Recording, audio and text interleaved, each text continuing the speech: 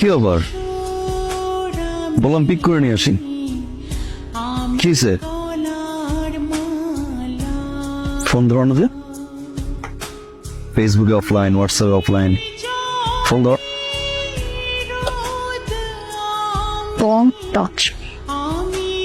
কার সাথে কথা বলবো একটা বেয়াদবের সাথে একটা অসভ্যর সাথে মানে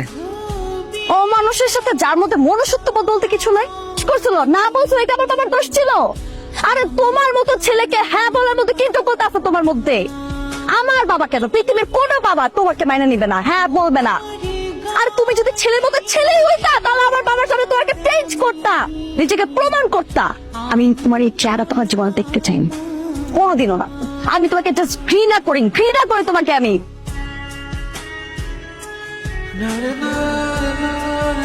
বলো বলো বলো কবুল বলো বলো না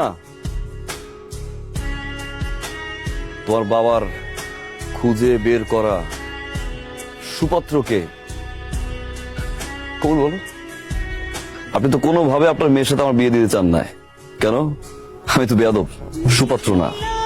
আঙ্কেল আপনি ঘুরে ফিরে দিন শেষে আপনার মেয়ের জন্য একজন রেপিস্ট নিয়ে আসছেন কি বলতেছো তুমি কে রেপিস্ট 2003 সালে স্কুল পড়ুয়া একটা মেয়েকে 6টা ফ্রেন্ড মিলে ধর্ষণ করে আর সেই 6 জন জানোয়ারের বাচ্চার ভিতরে এই জানোয়ারের বাচ্চা একজন তুমি একটা প্রতারক ফ্যামিলিতে একটা চিটার এই রেপিস্ট ছেলের সাথে আমি আমার মেয়ের বিয়ে দিব বেরোন এখান থেকে ভাইজান একটা কথা শুনেন চুপ একটা কথা ভাই আর একটা কথা বললে পুলিশ ডেকে ঘাড় ধাক্কা দিয়ে এখান থেকে বাইরে থ্যাংক ইউ তোমার কারণে আমার মেয়েটা আজকে একটা বিপদের হাত থেকে রক্ষা পেল আমাদের বিয়েতে এখন আমার আর কোনো আপত্তি সরি